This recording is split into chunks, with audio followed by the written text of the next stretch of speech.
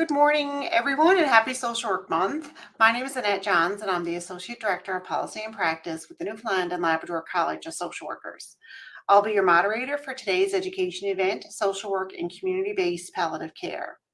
The webinar presentation will be approximately 60 minutes, followed by a 30-minute question and answer period that I'll moderate.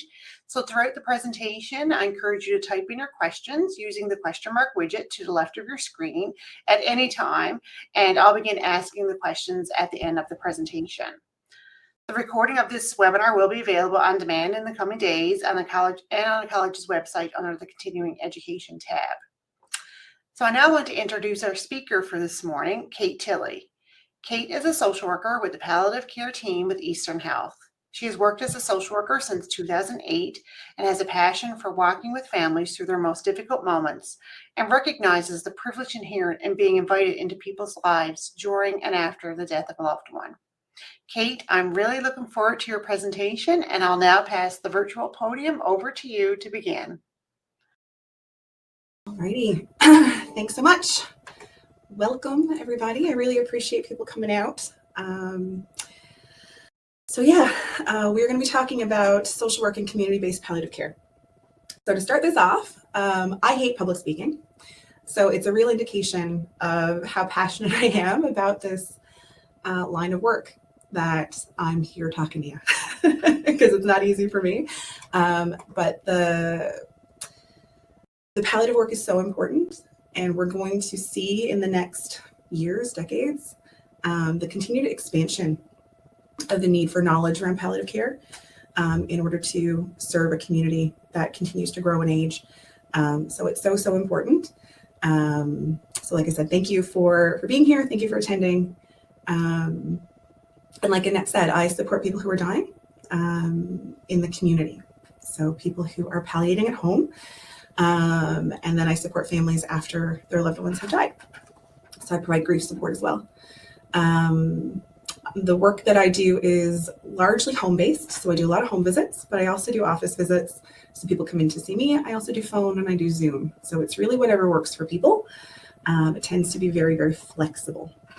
So I'm going to start this off by giving a bit of a personal example that'll help kind of orient us to some of the benefits of palliative care, why I have a passion for palliative care.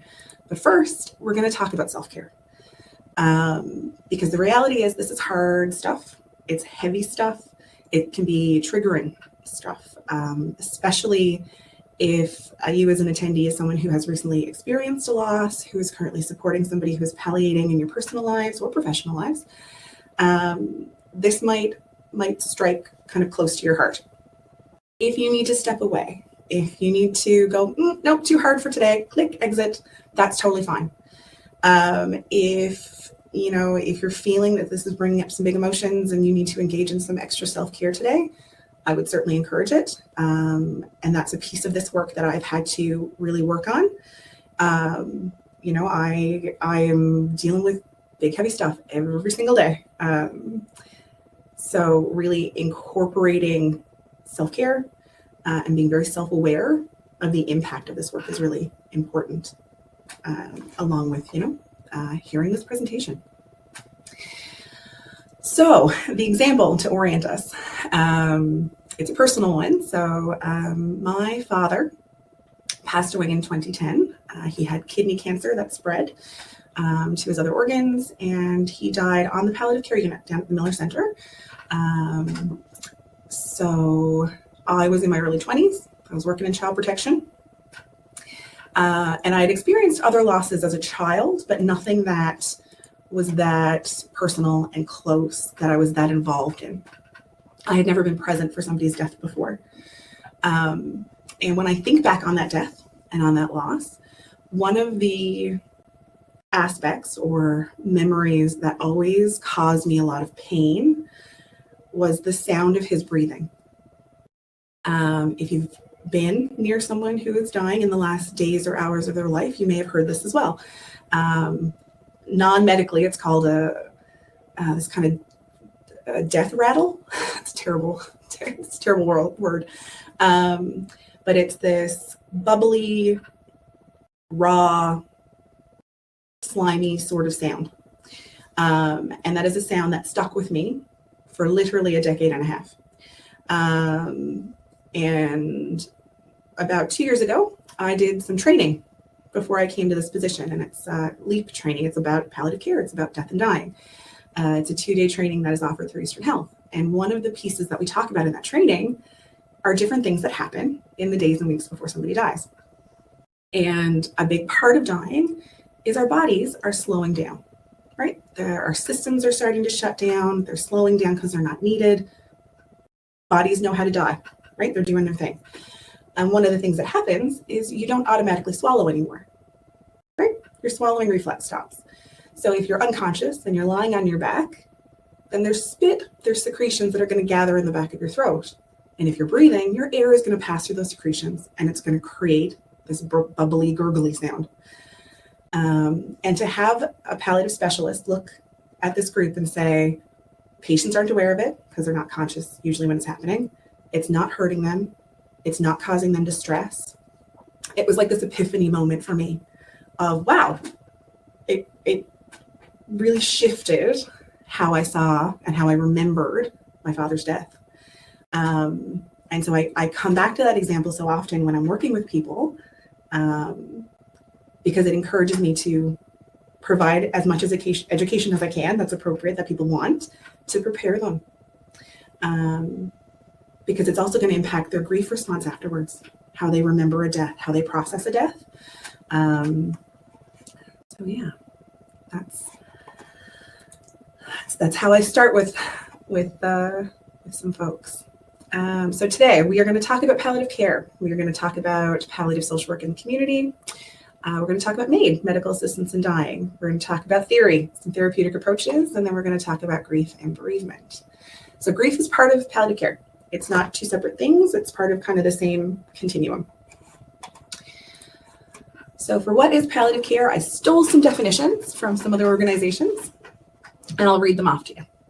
So palliative care is a specialized form of healthcare for individuals and families who are living with a life-limiting illness that is usually at an advanced stage.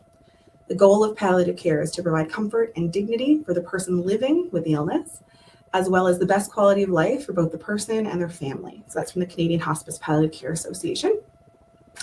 And then it's a term often used interchangeably with hospice care in Canada.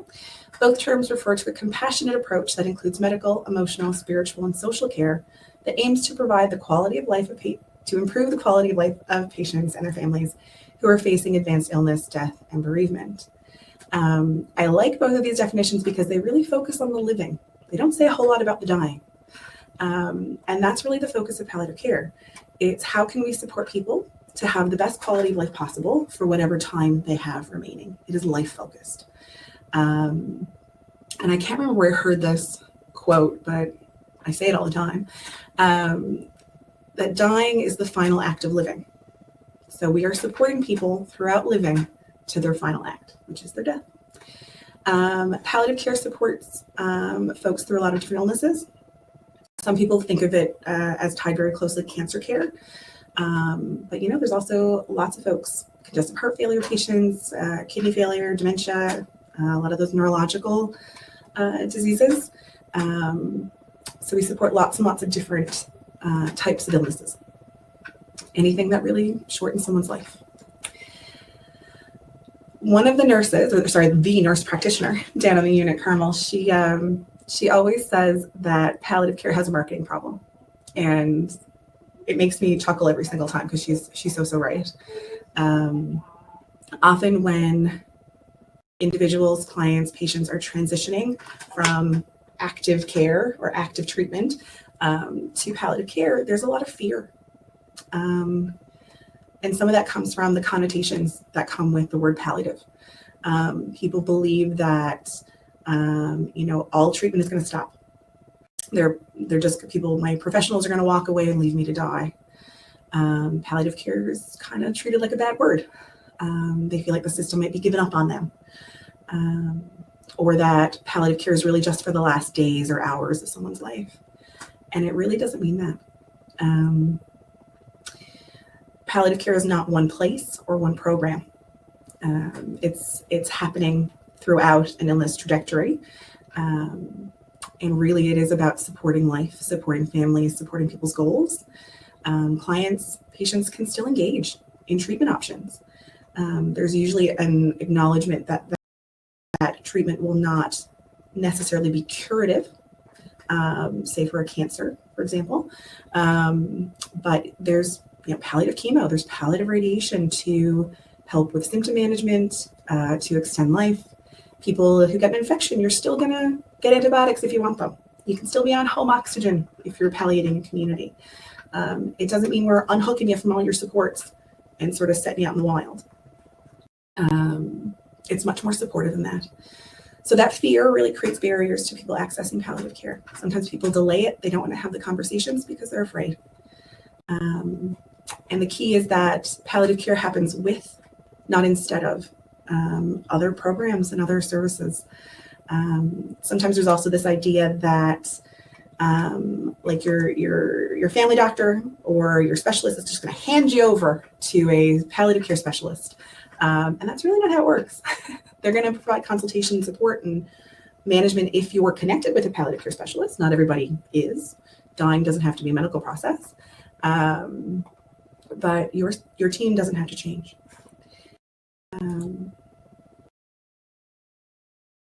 Sorry, I am seeing a slide that doesn't look like it's the one that you're seeing. Oh, here we go. Sorry about that. Okay, back on track. So palliative care, like I said, it's not one program, it's not one place. For folks in Eastern, we often think of the Miller Center. That's palliative care. And it's not, it's the palliative care unit. And that's a really important piece of the puzzle. But palliative care happens significantly in community. I have the absolute privilege to facilitate whole community palliative rounds once a week, which is a group of professionals. We all come together and we receive referrals to consult on complex patients, complex clients who are palliative. And we are super diverse and we come from all different places. And it's really uplifting to see such a diverse backgrounds who all feel and are working similarly with palliative folks. So it's multidisciplinary. We see it across professions. We see it across settings. And I'll say this 100 times, palliative care happens wherever people are dying. So we have specialists, not just our palliative specialists, but specialists from all fields. Nurse practitioners, nurses, social workers, pharmacists, paramedicine. I should put a little heart next to paramedicine because they are doing some really phenomenal work with our palliative population. OT, PT, discharge planners, speech dietitian, rehab, GPs, acute long-term care, personal care homes, the palliative care unit community, and much, much more. So we recognize that we do have a palliative specialty. But the reality is that a lot of us are doing palliative care. We are utilizing a palliative approach across settings, across where we work, with the populations that we serve. And there's a lot of conversation in the palliative world about further incorporating and encouraging a palliative approach to care. We want people to be familiar with palliative approaches, how to use them, how to incorporate them, because it leads to better patient care. There are some, and I didn't write down their names, there's a couple of Canadian researchers who are working to move palliative care upstream. They have a podcast called The Waiting Room Revolution. So if you hear that or see that, it's really, really good. The whole idea is having these conversations earlier. The reality is it is much easier to talk to families and individuals about palliative planning, end-of-life care, decision-making earlier in their trajectory than it is, say, in the last days, weeks, or months of their life. Sometimes these conversations can start at a diagnosis, when someone's health starts to decline or when treatment options are changing. But the goal is for it to be earlier. Research has found that those who receive an early palliative approach to care have improved quality of life, reduced anxiety, improved pain and symptom management, and often live longer. So it has really positive outcomes. And anybody, sorry, again with the slides, I have a live one and then I have a previewed one. And maybe I'm just, technology is not my forte, sorry. I'll try to keep an eye on that. Right. The reality is we have an aging population. Our boomers are continuing to get older. We have more and more folks who are being diagnosed with palliative illnesses, and they're living longer. And our system capacity is a bit stretched, right? We're seeing that across the board. So the more folks, the more social workers who are familiar with this approach, the better for everybody. We have this movement of aging in place, and we also want people to die in place if that's their wish. And also, the universality of death and dying. We are all going to encounter folks who are either dealing with complex diagnoses or who are facing the end of their lives. So when I was trying to figure out how to describe what community palliative social work looks like, I realized that would take me like 4 days to talk about. Every day is different. Every day looks different. Every family's needs are different. So I decided probably the best way to communicate this was through a case example. So this is some non-identifying and some details changed, but a very real scenario that I worked in. So we'll walk through it, and I'll kind of point out some of the knowledge involved in this type of work and highlight some of those pieces as we go. So I had received an initial referral for grief support for a woman in her 60s. She had experienced the loss of her brother, and that was a really significant loss. She has some history of family abuse, but he had been sort of her closest sibling, a very supportive person. They had been really, really good friends. And so when he passed away, when he died, her grief symptoms were really more than what we would typically see. They were lasting longer. The intensity wasn't changing. So she was referred to me, and she also had breast cancer. Oh, typo. She was undergoing treatment, but her treatment was working. She was expected to live at minimum a few years, but potentially much longer. And her illness was not a focus of what she wanted to work on. After a few initial sessions, home visits, she found out that her cancer had spread to her brain. So our focus changed drastically, and we started preparing for her death. So we were really fortunate in a way that we had those initial sessions because we had built this really solid rapport. She was used to me, she was comfortable with me, and so we were able to shift focus pretty seamlessly. A big part of this job is hearing people's stories. It's learning about their other grief experiences, their other experiences with loss, and we had done that. Another piece of this is, personally and professionally, I have to have a fairly good awareness of what are the common diagnoses that we're seeing and what does that mean as far as symptom management, treatment, prognosis. And I'm very clear with people, I'm not a doctor, not a nurse, but it's important to be familiar because I knew when she said my cancer has spread, that to her brain in particular, that her prognosis was likely not very good and her life would likely be fairly short. So I knew that our work needed to happen fairly quickly. So we talked about her concerns. We talked about her fears, which largely focused on her grandkids. She worried that they were going to forget her. She had made a plan to record one of those teddy bears where you can read a book and record yourself talking. We talked about their developmental stages and how children remember people who have died and how she wanted to be remembered. So I do a lot of work with people about legacy, about how you want to be remembered. This is right around Christmas time, so she had also kind of identified some family ornaments that she wanted to give to people before she died, and she wanted to do that in person. That was going to have a lot of meaning to her. The developmental stages of those kids, understanding that was really important. One of the kids, I think, was around three or four, and the other grandkid was older, was like primary school. And the reality was the little one would probably not have a lot of concrete, true memories with his grandmother. So what we talked about was how kids remember not so much the concrete stuff, but they remember love. They'll remember that they had a positive relationship with Nan. They'll remember how much Nan loved them. And that brought her some comfort. We talked about planning. And I asked her this question. I use this question all the time. Asked her what was a good death for her? What would that look like for her? She identified it wanting to have her pain controlled, to die at home if she could, and to have her family around her.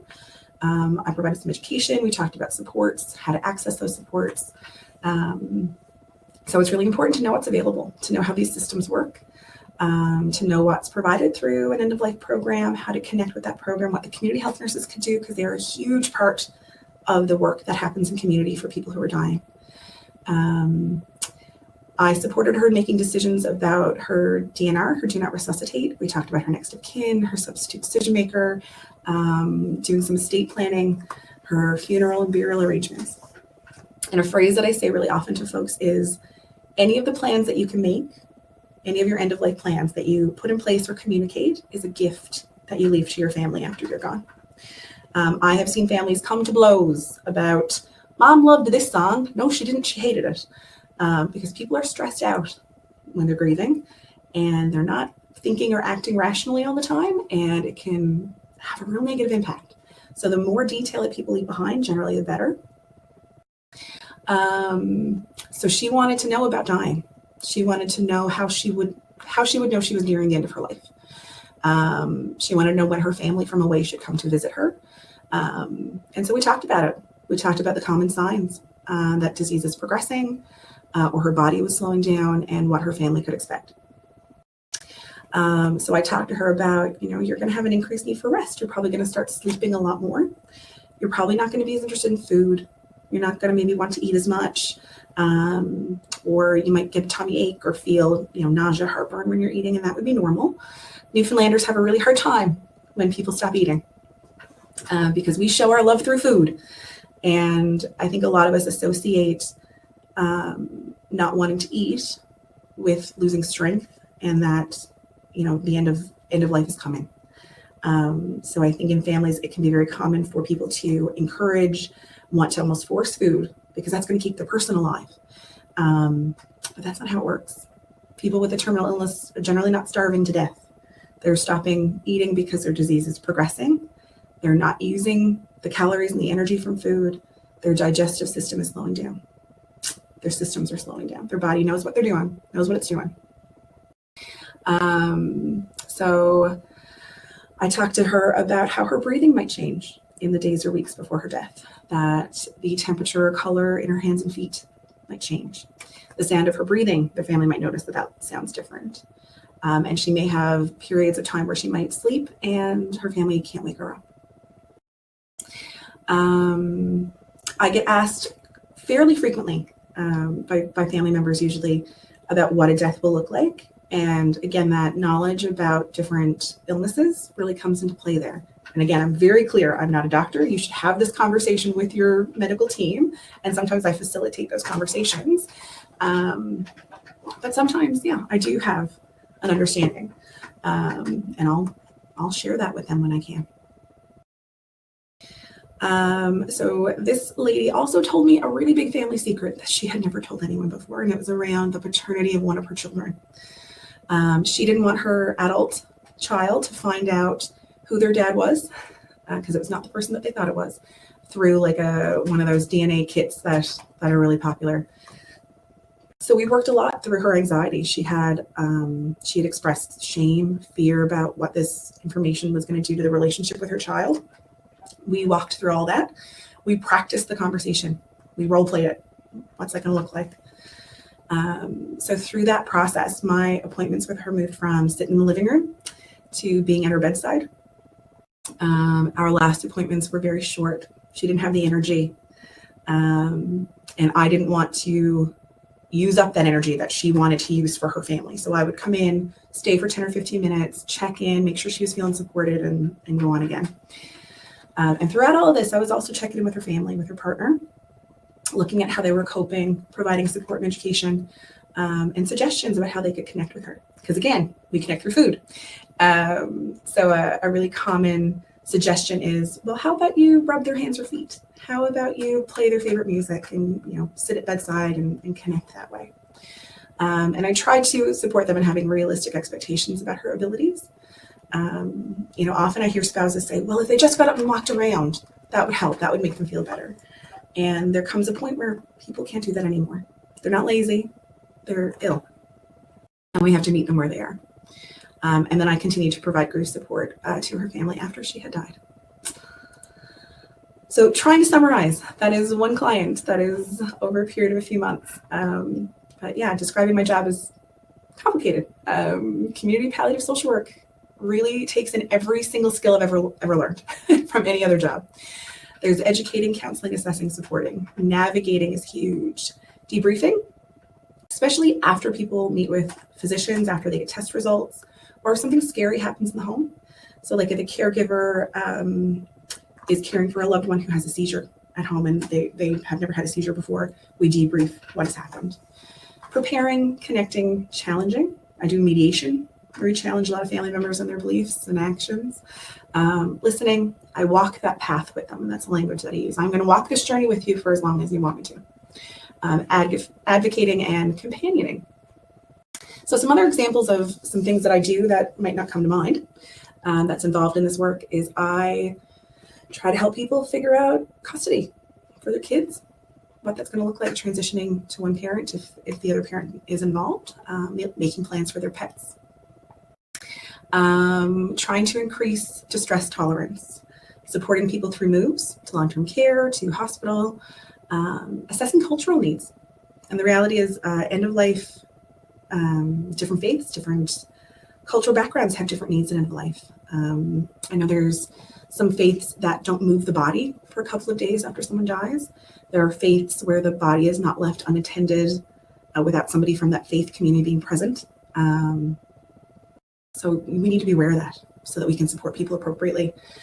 I support adult children in how to support their newly widowed parent. That's an interesting one. I assess risk of harm.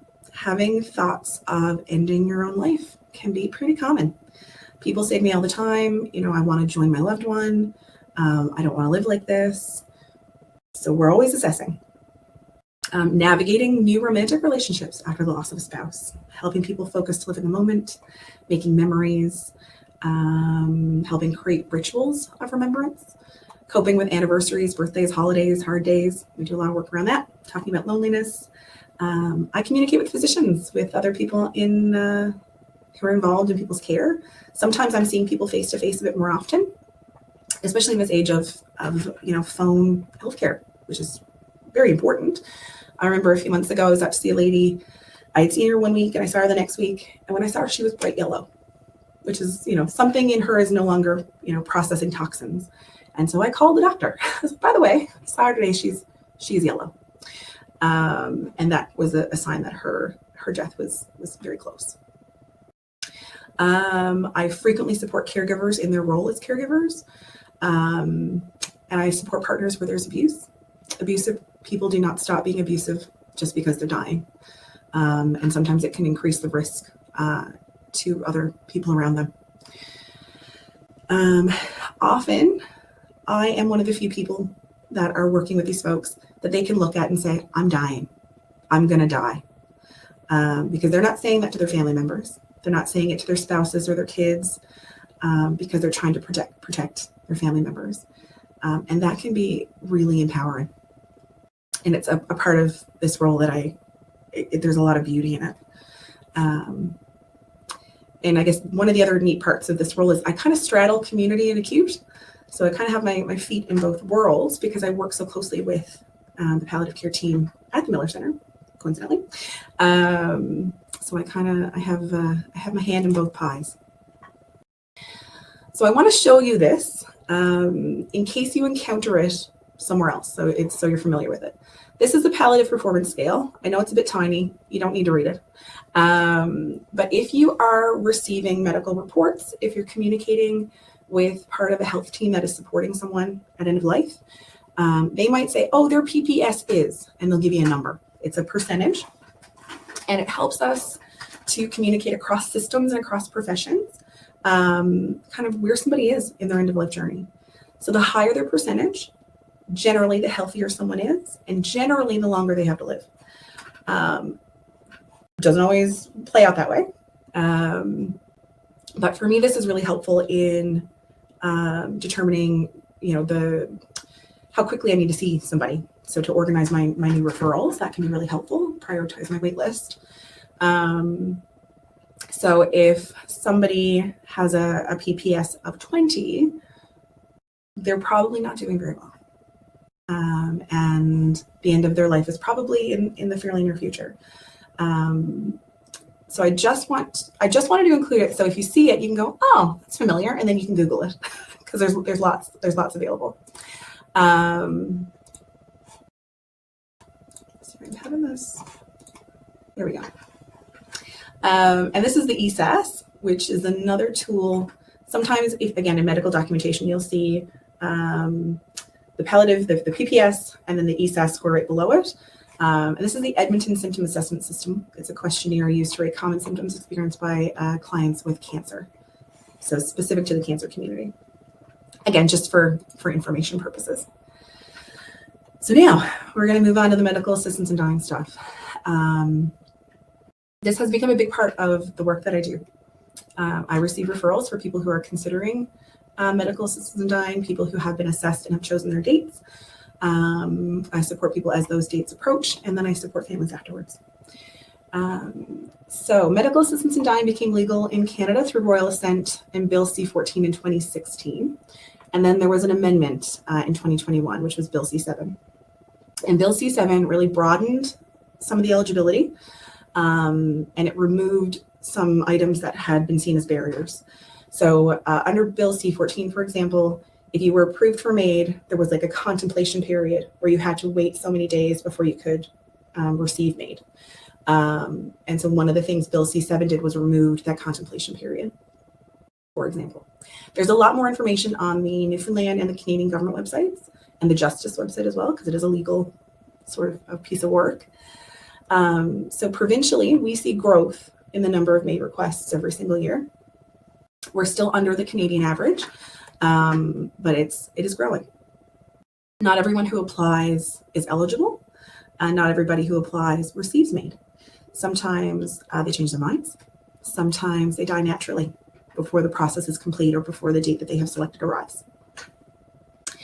So MAID is defined as the administering of medication by a medical practitioner or a nurse practitioner, so a doctor or an NP, of a substance that a person at their request that causes their death. They can also provide the substance to the person to self-administer. So as of 2021, in order to be eligible for MAID, you have to be at least 18 years old, you have to have decision-making capacity, you have to be eligible for publicly funded healthcare services, so you have to have an MCP. You have to make the request voluntarily, and it's not the result of external pressure. That external pressure piece is important, and we'll swing back to why in a couple of slides.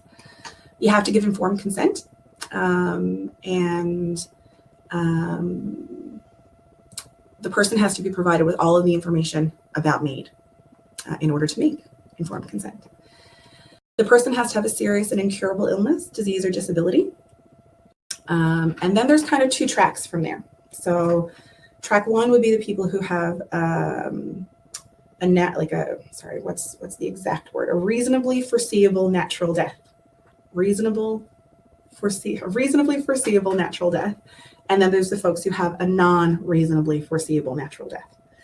Okay. So there's different safeguards depending on which track you fall into. And we're not going to kind of get into the details of that here because we don't have time. So people who apply for MAID have to have 2 independent assessors to confirm their eligibility, make sure they meet all that criteria. So this is Audrey. This is Audrey Parker.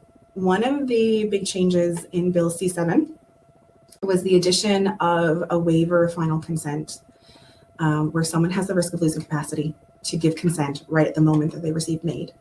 So Audrey was from Nova Scotia. She had breast cancer. She was approved for MAID. And she was very vocal. She was a phenomenal advocate. You can see the media interviews if you Google her name. And she indicated that she was choosing her date prior to when she was really ready because she was afraid she would lose capacity and then lose her opportunity to have MAID. That had a huge impact on how it works now. So people can complete a waiver of final consent where they indicate when they want to have MAID in case they lose capacity. That's only for people with a reasonably foreseeable death. So they have an illness and their death is sort of predicted to happen, in the reasonable future. This is not an advanced healthcare directive. So you cannot put MAID in an advanced healthcare directive at this point. So for us, for social workers, there is a document through the NLCSW called Medical Assistance in Dying, What Social Workers Need to Know. That should be in the resources tab. It's on the website as well. So it essentially outlines that social workers can be involved in end-of-life care. We do that already. That we work with people who are dying, family members, loved ones across settings, and we support people around end-of-life, grief and loss, and advanced healthcare planning. It mentions specifically we do not administer medication, which we don't. That's outside of our scope of practice. But we can be in the room with an individual and family at the time of death as a healthcare team member. One of probably the most critical pieces in that document that we need to know about to be sort of aware and careful of, I'll read out the section and then I'll highlight the bit. So it remains a criminal offense to counsel a person to die by suicide as outlined in the criminal code. It is therefore important that social workers are familiar with the legislative aspects of MAID and are able to distinguish between the word counsel as it is related to the criminal code and counseling within the therapeutic social work relationship. Counsel in the criminal code means to procure, solicit, or incite, while counsel in a therapeutic relationship covers activities related to communication, information sharing, the provision of psychosocial support, and referrals. So within the context of therapeutic counseling, social workers may provide information on the lawful provision of MAID when requested by clients, including where to access the service. So that's the important part. It's when requested by clients. I and you as social workers are not permitted to initiate conversations about MAID if the client hasn't kind of asked first, hasn't brought it up first. That's a protective measure so that it cannot be assumed that we are trying to convince someone to have MAID. So it's a safeguard. Nurses have a similar piece in their professional codes. Doctors don't, so doctors can bring it up. So it's something that we have to be very aware of. People do not have to ask for it by name. A lot of people are not going to say medical assistance in dying or MAID. They're going to say, I want to know about that euthanasia. Oh no. I want to know about how to end my life with a doctor. Okay. Are you talking about MAID? Would you like some information about medical assistance in dying? And then we can have that conversation. So it's about scope of practice. One of the sort of workarounds for that is if you're working with someone who you think wants to know about MAID, but hasn't asked about it in a direct way, and you have the ability and consent to speak to their doctor, you can ask their doctor to talk to them about it or to initiate that conversation. So a lot of the concerns, or the most frequent concerns that people bring up when I work with them about MAID, is the religious piece. For Christian people in particular, I suppose. This idea of if I utilize MAID, will I go to hell? And I help people navigate that. We reach out to religious community members. We talk to their family members. At the end of the day, they have to figure out how they feel about it. But I will support them however I can in figuring that out. Also, there are often disagreements within families, family members who support the person who has selected MAID and people who try to convince them not to do it. So navigating that as well. There is a document on the Government of Newfoundland website, Medical Assistance in Dying Frequently Asked Questions, which I also think is in the resources box tab. That goes through as well some frequently asked questions. A really unique aspect of MAID for clients who have selected a date is there's like this countdown that you don't get otherwise. So people are very aware of the lasts. This is our last Christmas. This is our last Sunday. This is our last, watching the show together on a Tuesday afternoon. This is our last snuggle in bed. And that creates a lot of anxiety for families. So I do address that with people and support them through that. Couple of other little pieces. There is no set team of assessors for me. Some people think that there's a group of doctors and that's their job, or a group of professionals and that's, because nurse practitioners do it too. I don't want to forget them. But there's not. This is what some professionals take on in addition to their regular tasks. And unfortunately, what we have found is that there is sort of a smaller percentage, a smaller number of professionals who do it, and they do a lot of them. And some of them are burning out. So we're seeing the impact of that. You may have seen in the media that there is discussion about the addition of mental health as a sole diagnosis to be able to receive MAID. That was supposed to come into effect next week, but it's been extended until next year, March of 2024, to give provinces and territories more time. And then the importance of language. Depending on people's stance when it comes to medical assistance in dying, they choose to use certain language. So it's important that we use language that is supportive and in line with what we're promoting. Not promoting, that's the wrong word. With what we're discussing.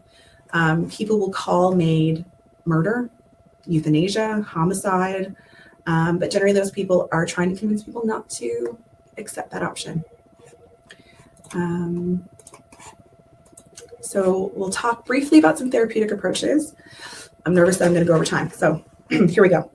I'm not a purist with any of these options. I use what I think works. I jump around a bit, but these are the ones that I find the most helpful. Supportive counseling, those basic social work skills that we use all the time. It's the listening, the reflecting, the empathy, creating safe spaces, building relationships, validating, normalizing. That's the bread and butter of this work.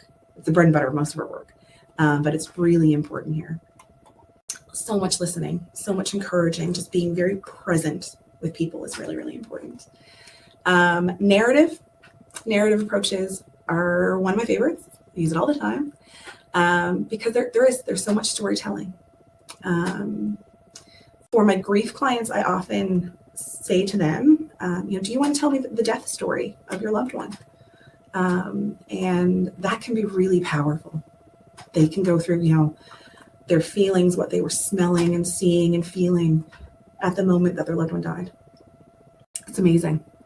People tell me the story of their life traumas. I like that narrative can externalize an issue. So I'll often use the language, tell me about what changed when the illness came into your family. Because the reality is illness affects everybody in that family, not just the person who has the diagnosis. And often what I find is people providing care, especially if it's spouses, tend to kind of disappear into the background. Nobody asks about the caregiver. Everybody asks about the person with the diagnosis. So when we phrase it like that, what changed when this illness came into your family, it really acknowledges everybody. It places the client or the person as the expert, and it explores life events. The reality is when someone is diagnosed with a serious illness, their perceived narrative changes entirely. So that one's really useful. Acceptance and commitment therapy, ACT. I love ACT. If you haven't encountered ACT and you have access to ACT Made Simple, it's a book, have at her. It's really, really good. So ACT is, and this is like such a simplified explanation of what this is. It's almost embarrassing. It's built on this idea that, how do we carry the things we cannot change?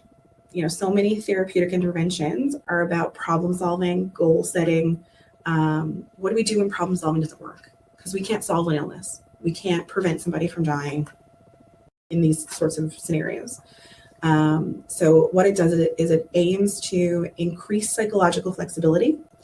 It encourages people to embrace all of their thoughts and all of their feelings. So even the hard stuff, the things you want to avoid.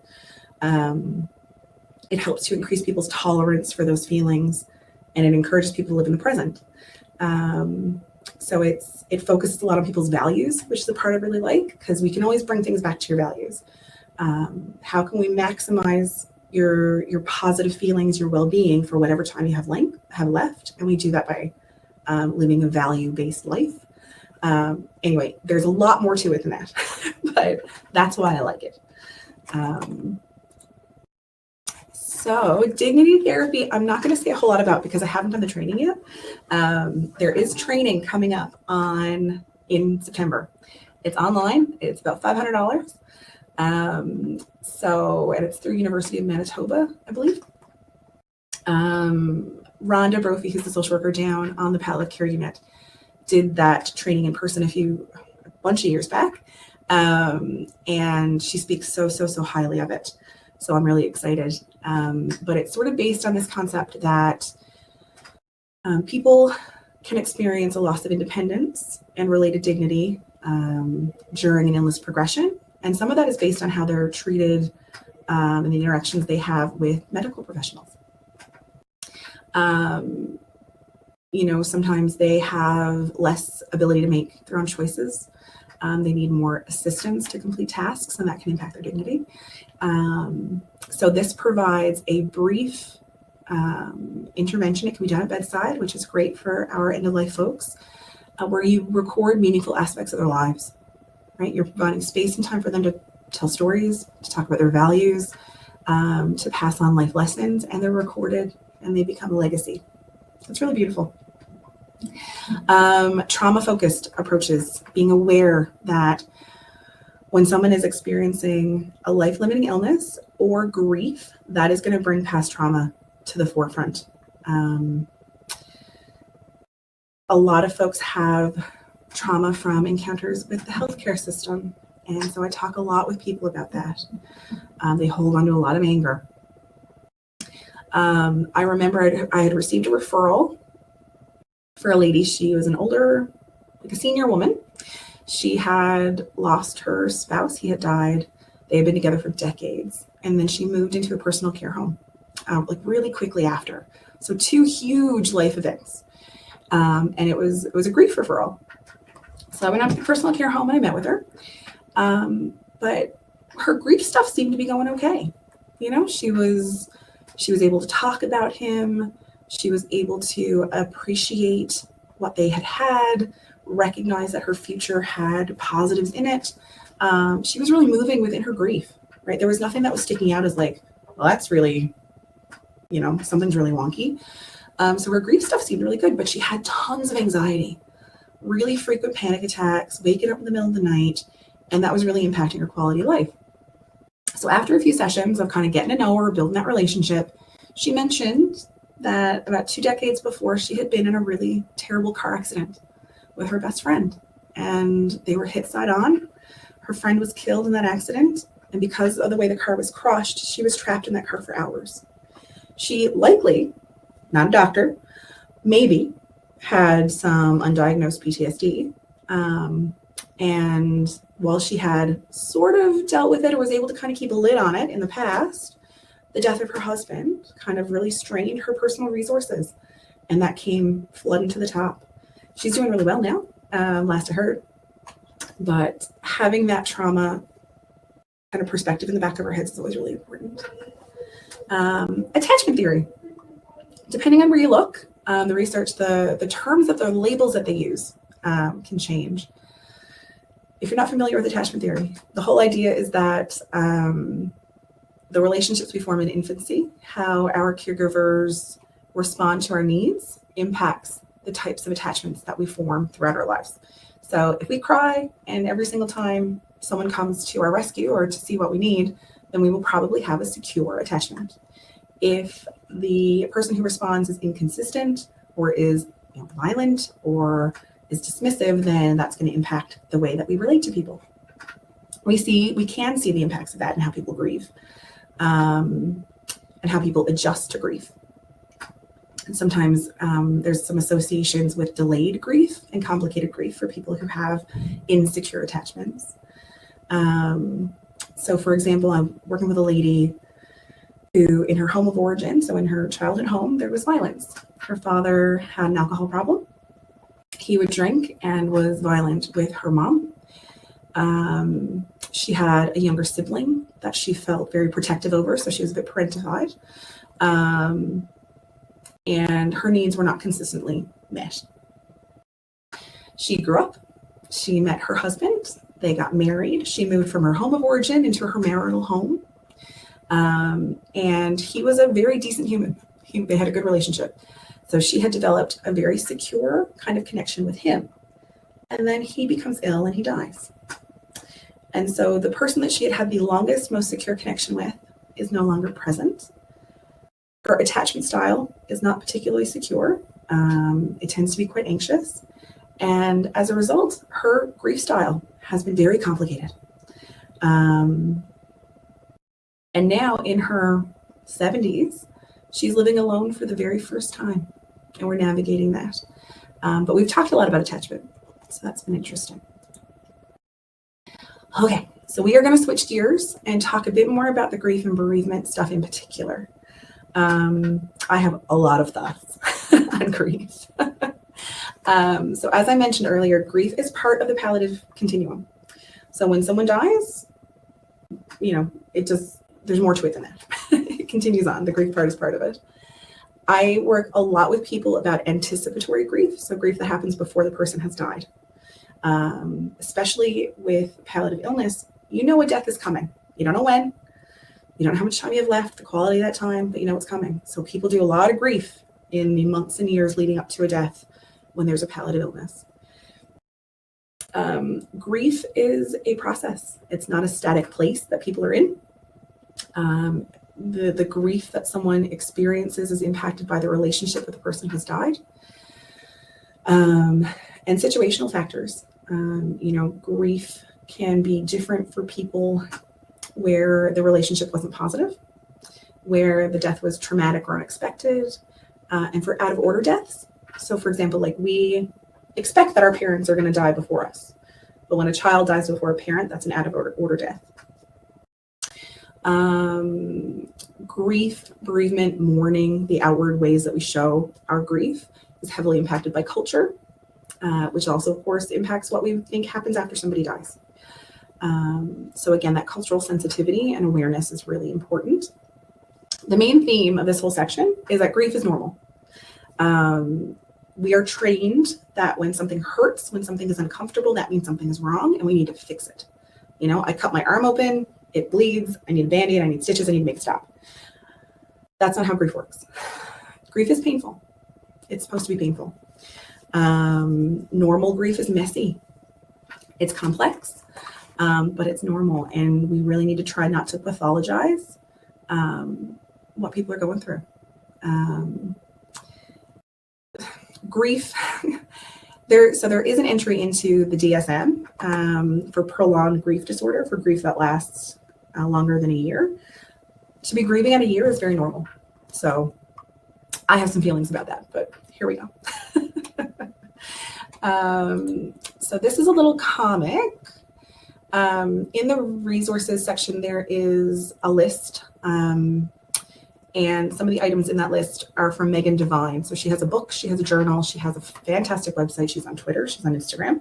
And this is from her. It's the care and feeding of your grieving person. I have this at my office. I give it to people, but it's really lovely. And we're going to touch on some of these things. But it's this idea that you don't need to be perfect, just present, which is a really beautiful theme. So, saying the person's name who has died, acknowledging little dates, leaving care packages, how to support people who are grieving.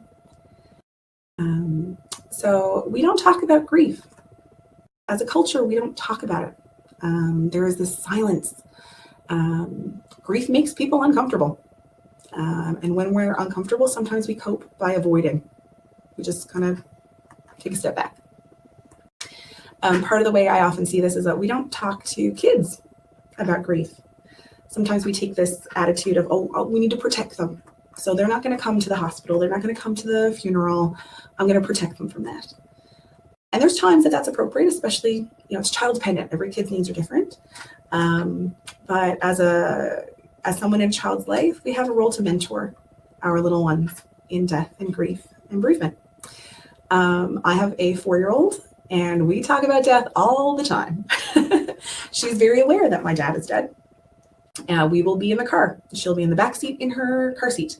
And she'll go, Mommy, your dad's dead. I'm like, oh, yep. Yes, he is. So that's always a shock. But I remember one day we were in the car and she goes, Mommy, when is your daddy coming back? I said, well, honey, he's not coming back. I said, but E.T. came back. It's like, oh, of course your dad let you watch E.T. Okay. So we had to have a conversation about death is permanent, death is forever. People who die don't come back. And that's very developmentally appropriate for a 4-year-old. She asked, she wanted to know. For those of us who may have been around in the 70s and 80s, you might remember on Sesame Street when Mr. Hooper died. And Big Bird said something very similar. He asked when Mr. Hooper was coming back. And they had to explain to him that he's not coming back. So again, it's another sort of example of that silence that we have around grief and loss and death. Grief is part of the life cycle. None of us are getting out here alive. There's 100% chance that every single one of us are going to die. So we're going to experience grief. It's normal. It's unavoidable, personally and professionally. We also don't talk about professional grief. That's a whole other presentation. So because we don't talk about it, we don't know what to say. We don't know what to do. We're uncomfortable with it. And like with anything, if we don't have practice or exposure to something, then we don't have experience or skill in that area. And when we're trying to support somebody who's grieving, avoidance is the opposite of what is needed. It makes people feel isolated, abandoned, misunderstood, and abnormal. I spend a huge amount of time reassuring people that what they are describing to me in their grief is normal. People will say, I'm sitting in my driveway in my car screaming. I'm crying on and off 15 times a day. I can't look at pictures of my loved one. I don't want to leave the house because when I come home, the house is empty and it's too hard to go in. And they will always say, do you think I'm going crazy? And I will say, no, I think you are grieving. Because I hear those examples over and over and over again. But I'm in a very unique position that people talk to me about their grief. So there are some models that people are familiar with, even if they're not correct. So some models that are out there. I include the Kubler-Ross one. So that's like the 5 stages of grief. It was never intended to be stages of grief, and the author has even kind of made corrections to this. I include this one because people know about it. They see it or hear about it in media. And so they'll say things to me like, what stage do you think I'm in? Do you think I'm almost done this stage? And the reality is there's no stages. You're going to bounce around between emotions. There's no timeline. When you go through the 4 or 5 or 6 different emotions, you're not done. That's not what people want to hear, but that's the truth. So that's why I include that one. The one thing it does highlight is that there are different emotions and there are different feelings that you're going to have at different times. But those feelings are unpredictable. So there's also the Warden's 4 tasks of mourning. I like those. Again, something you can look up. Not going to talk about it today. But the 4 tasks of mourning, as Warden describes them, are accepting the reality of the loss, experiencing and processing the pain of grief, adjusting to the world without your loved one in it, and finding a way to maintain a connection to the person who has died while embarking on your own life. There's lots and lots of models. Some of them are useful, some of them are not. There's lots out there.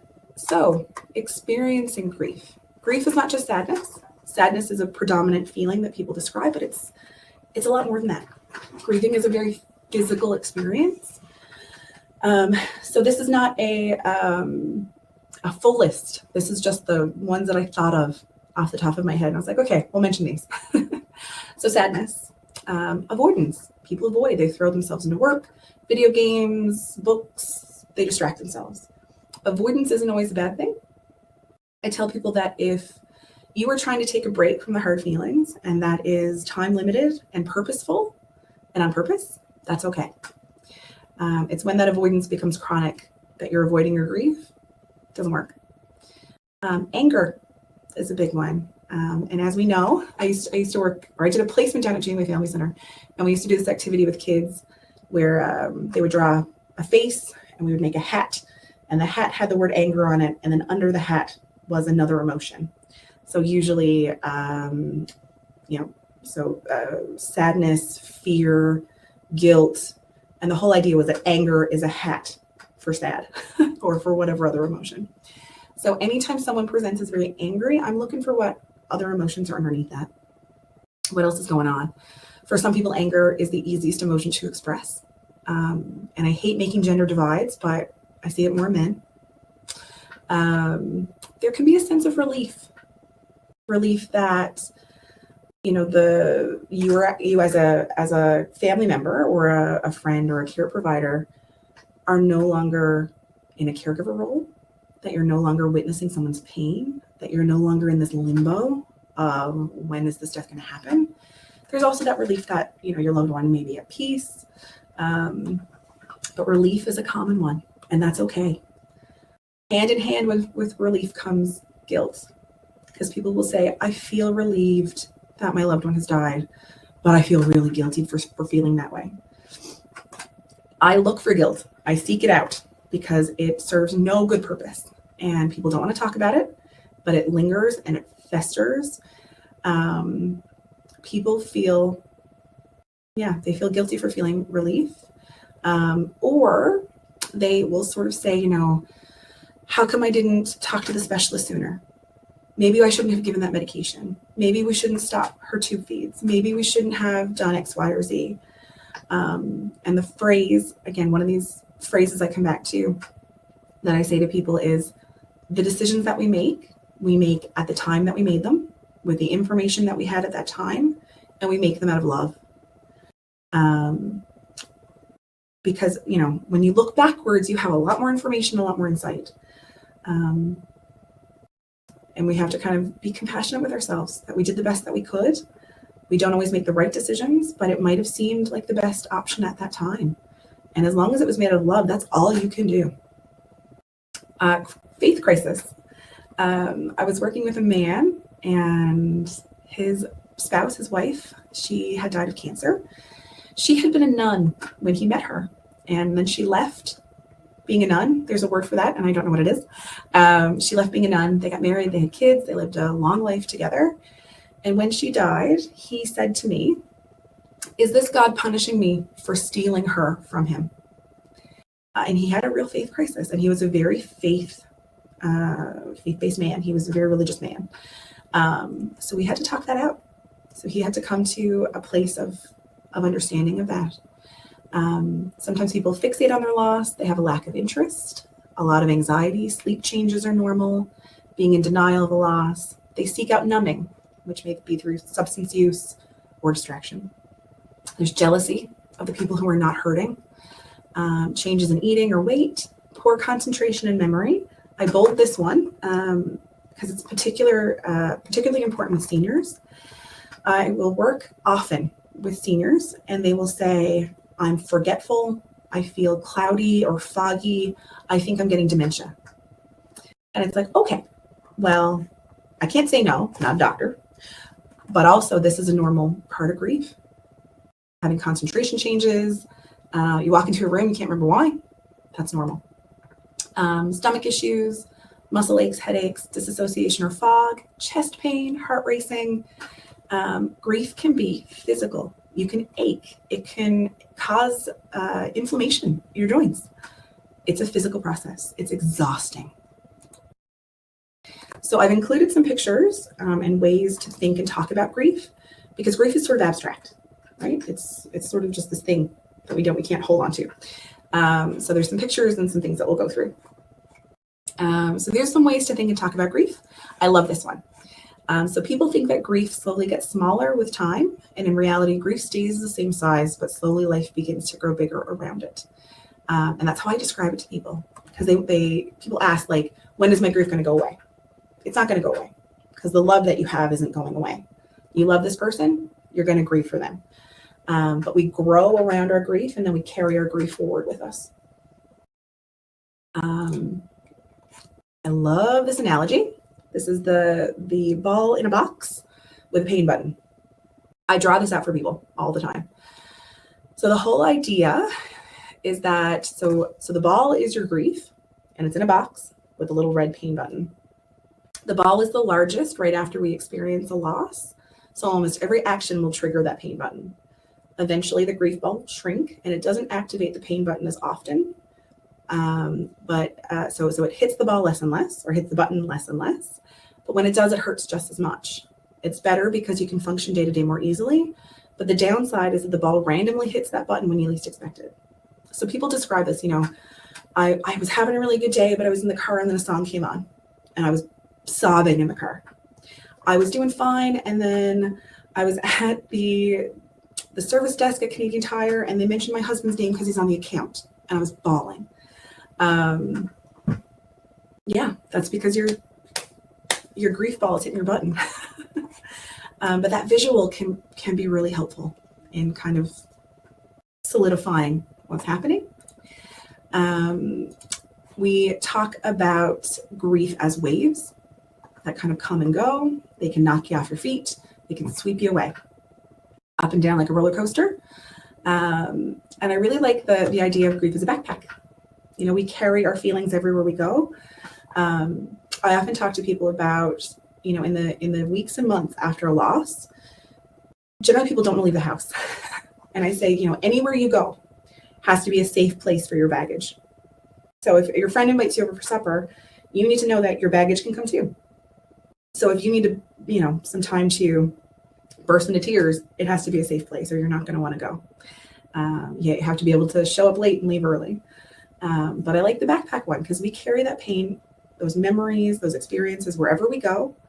There are days that backpack is so heavy you can barely take a step. There are days that it's much lighter, and there are times that you can open it up and look at those memories. So I like that one. I do want to mention COVID because that's had a really interesting impact on people's grieving. COVID was a whirlwind. If you were working at the beginning, it was chaos. 100 emails a day about changes in the government, those news, here's a word, those press briefings that happen like every day and then multiple times, that was bananas. And you will remember that there was a time that people couldn't have services, couldn't have burials, couldn't have wakes, couldn't have funerals. And those numbers kept changing. Okay, now you can have it, but you have to have 5 people in your social distance. You can have 20 people in your social distance. You can have this, but you can't have that. Oh, no, you can't have them at all anymore. So during that time, you would see in obituaries really frequently, a service to follow. The reality for a lot of folks is those services never happened because now it's 2 years later and it doesn't feel right to do that anymore. But I'm seeing the impact that COVID has had on people's grief because those ceremonies, those rituals are really important. COVID was so isolating anyway, especially for people who were dealing with people who were sick. That there's trauma there. So we're going to be seeing the impact of that for a really long time. And I always kind of think back, again, kind of one of those personal examples. I have Bay family. I'm from CBS, but I have family in Riverhead, second cousins, great aunts and uncles, people that, they exist, but you don't really know them. And they tend to be older generations. So I always think back to when one of those people would die and we would all pile in the car and drive to Riverhead in St. Mary's and you'd be in the church and then you'd go to the reception after, we'd eat tiny sandwiches and have tea. And you see these family members that you don't see very often. But what that did for the closest people to that death was it reminded them of who loved them, who supports them. It helps you reconnect. All of a sudden you're like, oh, I haven't seen you in a long time. And then maybe you reach out the next week and call and check in because you saw them. But COVID prevented all of that. How do we connect? How do we fulfill those absences? And it didn't happen. So yeah, we're seeing the impact, and I think we will continue to see the impact for a really long time. So how to help? I have a couple of suggestions. These are not necessarily all for professional relationships, also for personal relationships. So holding space, being present, letting people know who are grieving that you are available. You are a safe person. You are a safe person for their grief baggage. If you invite someone over who has recently experienced a death, you let them know. You can cancel last minute. You can go in the bathroom and cry for an hour. You can come for 20 minutes and then leave. But I would love to see you. validate people's experience and normalize what they're going through, help people process and name their emotions. As as professionals, as social workers, we are in a very unique place to be able to provide education. So doing that when we can. Maybe more for our personal lives. There's time to discuss grief, to focus on the pain, and then there's time to distract from it. So sometimes asking people, do you want to focus on the hard stuff, or do you want to do something that's a distraction? Can be really nice. Ask people what they need. That one's a bit tricky. When people are grieving, they often can't verbalize what they need. They don't know what they need. They're hurting too much. Encourage self-compassion, encourage self-care. Kind of keeping an eye. Is this person eating? Are they sleeping okay? Have they gotten outside? Just those basic pieces can really help restore balance when things feel very chaotic for people. Acknowledging holidays and special events, anniversaries, whether that's the anniversary of the death, a wedding anniversary, any kind of special event. Attending or assisting with legacy and remembering. So if there is a celebration of life, if there's a graveside service, being part of that. Or if families are, so when it comes to special events, I always encourage people to go into those days with a plan. And I always say, have a plan to do one thing for remembrance and celebration of that person who has died, and do one thing just for you. So like, for example, on birthdays in particular, I always just have cake. Have cake for your loved one, their favorite kind of cake, and remember them in that moment. And if you are supporting someone and you're able to attend that cake eating, go for it. A lot of times people who are grieving are afraid their loved one is going to be forgotten. So we want to make sure that they know that you're not going to forget. Redirecting love. Like we said, the love that we have doesn't go away. So finding ways to redirect that love. Some people want to volunteer with it, or, attend events that were important to the person that they loved, because that helps them sort of redirect their love. Assisting with practical tasks. When someone dies, there is an extraordinary amount of paperwork. There are lots of people who have to be notified. There is lots of work to do. Offering that, or offering other practical assistance. I can pick up your kids from school this week. I'm going to come over and mow your grass. I'm going to the grocery store. What do you need? Very concrete, practical offerings of help. But the key to all of this is being persistent. Most times if you say, hey, do you need me to drop off anything? And they say, oh, no, I don't. They might need something, and they're not thinking about it in that moment. So the next day or 2 days later, ask again and again and again. Be persistent and be specific in the help that you can provide. Don't say this. I am absolutely guilty of saying some of these things before I knew better. And when we say some of these things, we do it because we don't know what else to say. We do it because we're trying to bring comfort. We're trying to reduce people's pain, but it does the absolute opposite. So saying things like, oh, you need to be strong. They're in a better place. Everything happens for a reason. You need to move on. Time heals all wounds. Any phrase that starts with at least. No. What these phrases do, it minimizes the griever's feelings. It shuts down the conversation. And it shows them that you are not a safe person to talk to about their feelings and their pain. We're not trying to hurt them when we say those things, but it does. And instead of those things, you can say, I don't know what to say, but I know that you're hurting and I'm here if you need me. And then following that up a little ways down the road with, hi, I'm going to come take the kids out with something concrete.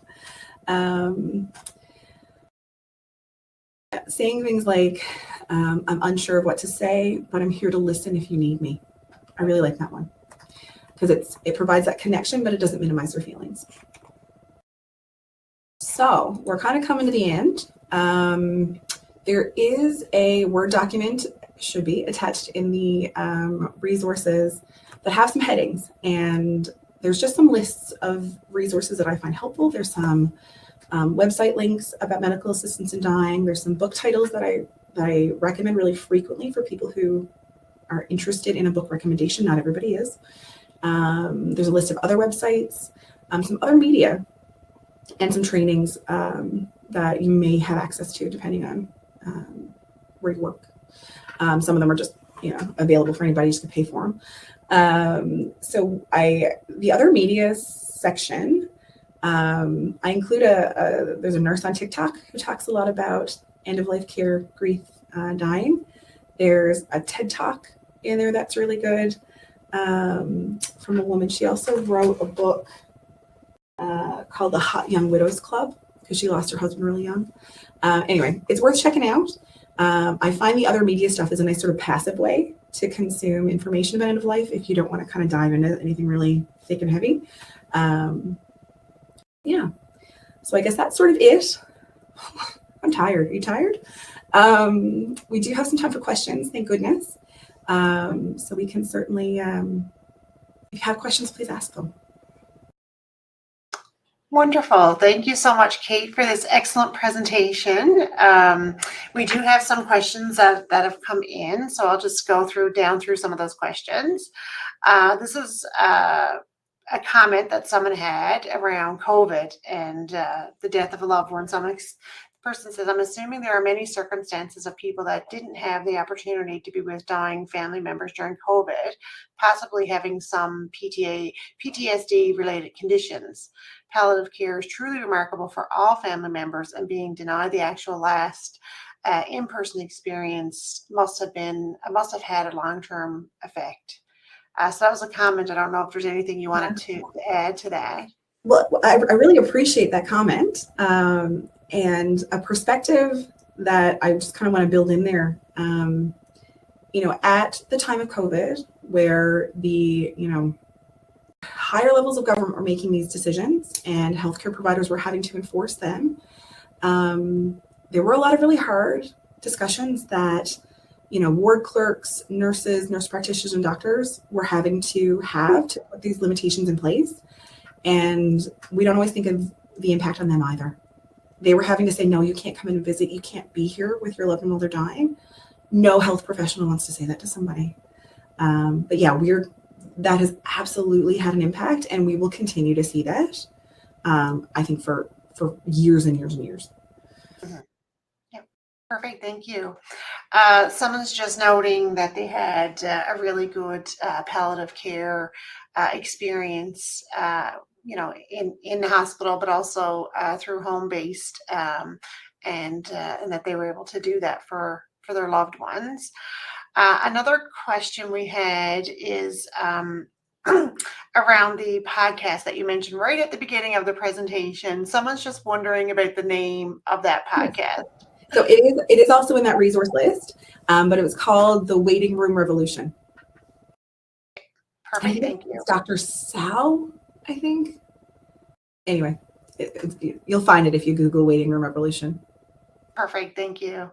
Another question we have, is there a way that someone outside of Eastern Health, such as a community organization, can make a referral to a palliative care social worker for a client?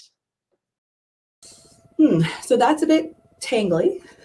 It really depends. So one of the very challenging pieces of my very specific work is that it's just me in community. So I'm in Eastern, so it's different kind of if you're in another region. I am the only community-based social worker doing palliative care connected with the palliative program. And I cover St. John's, Paradise, CBS schools, Witless Bay, Pooch Cove, it's a big area.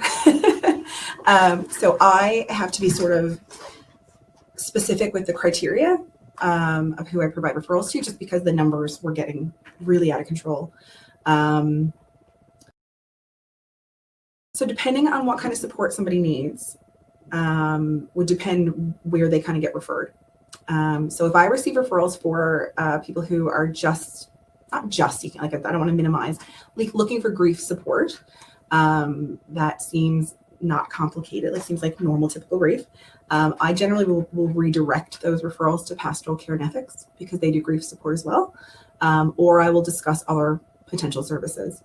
I receive most of my referrals either through community health nurses or physicians, but I can receive referrals from anybody. I certainly have people cold call me from the community, and if they meet my criteria, I will certainly accept that. So not saying that it's impossible, but it really depends on the circumstances. I don't know if that answers your question. That's great. Thank you, Kate. Someone else is wondering, in terms of, do you receive many referrals regarding ambiguous loss when death is not imminent, for example, with a disease progression? Yeah, I mean, I receive referrals where the diagnosis, there has to be this understanding that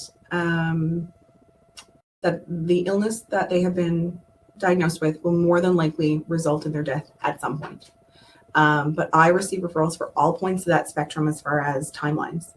I work with people who are anticipated to live for a couple of years, but they have concerns or struggles around the diagnosis and end of life planning, and kind of throughout that timeline. I would say I probably receive less earlier in the disease trajectory.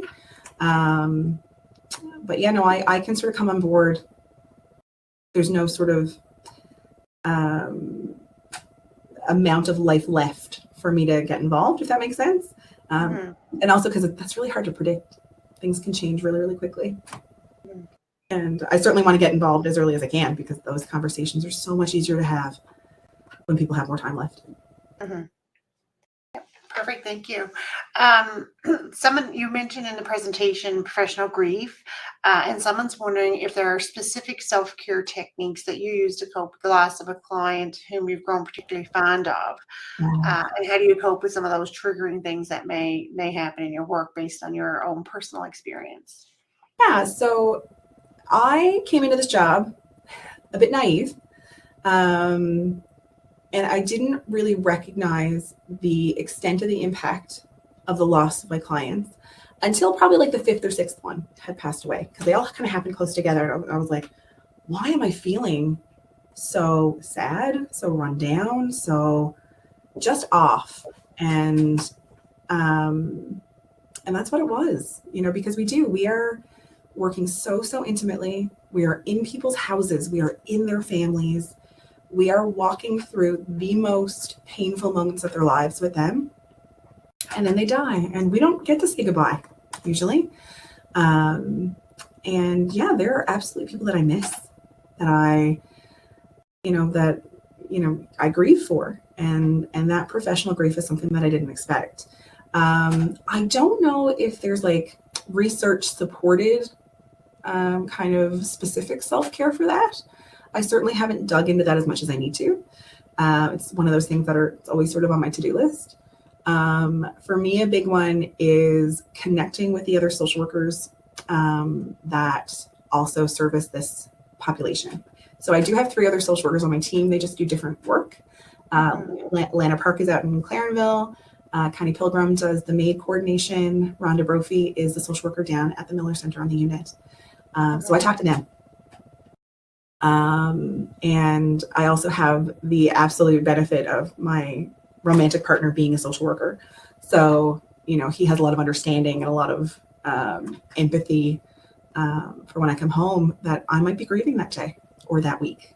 So that's really important because, yeah, you carry it with you. You have to. Yep. That's great. Thank you. Another question we still have a couple more minutes, so we'll see how many more questions we can get through.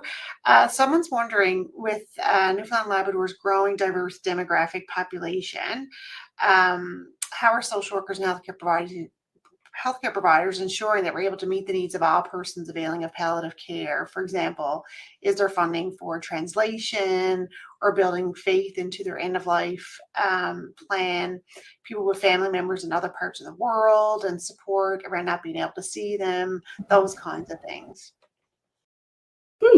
That is a good question. So, Eastern Health, and I would assume the other health authorities do have people in place as far as for translation services and things like that. I have not been in a situation yet to need to utilize that. I would imagine that some of the folks that have been around longer than I have. And I do know like there have been some specific conversations around like the needs of the deaf community if they are receiving palliative service. There isn't really anything specific as far as publicly funded support for, if family members live away. There is a program, I can't remember what it's called. There's a website where you can request or you can donate your air miles and things like that, and they can help cover the ticket price for someone to visit a loved one who's palliative or who's dying. But that's certainly kind of not related to us specifically. It's a good point. I mean, I have spiritual conversations with the people that I support. I ask them if they have a faith connection, if they were raised in a certain faith, if that have evolved over time, what their beliefs are about what happens after you die. And if there are more specific concerns, I will generally encourage them to connect with, a pastor, a minister, kind of whatever their faith person's title is. And I mean, for people who have that tight connection, they usually already have those conversations with their faith community. I haven't yet encountered, to be very honest, people from different faith backgrounds. I mean, we do have a fairly large and established Muslim community, but that hasn't sort of crossed my desk yet.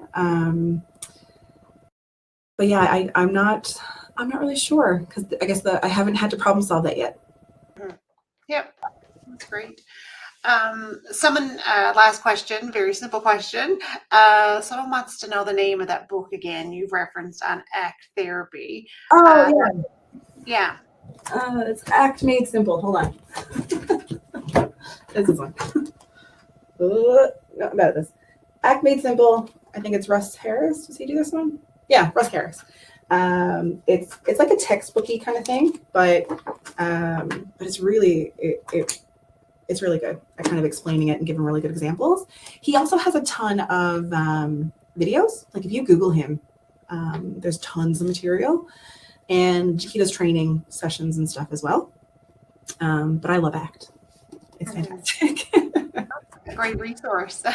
Thank you. You can tell it's always right there on my desk. That's excellent. And we had lots of comments coming in about how great participants found the presentation, Kate. So I just wanted to share that. Lots of comments coming in there that you can have a look at. But we are just about out of time. So I do want to thank you, Kate, for facilitating this excellent webinar for us today and for sharing your experience and knowledge. This was such an important topic, and certainly one, as you referenced, impacts us personally and professionally.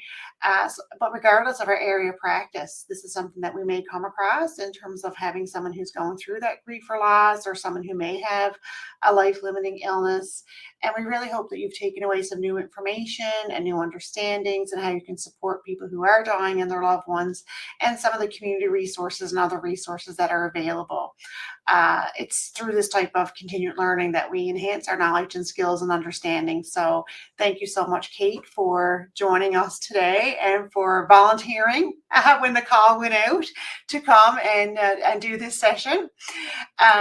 Just on a note, RSWs can claim 1.5 CPE credits for attending this webinar as per the NLCSW Continuing Professional Education Policy. The PDF of the PowerPoint presentation is available in the resource section. The NLCSW document I made and what social workers need to know is there, and other resources provided by Kate.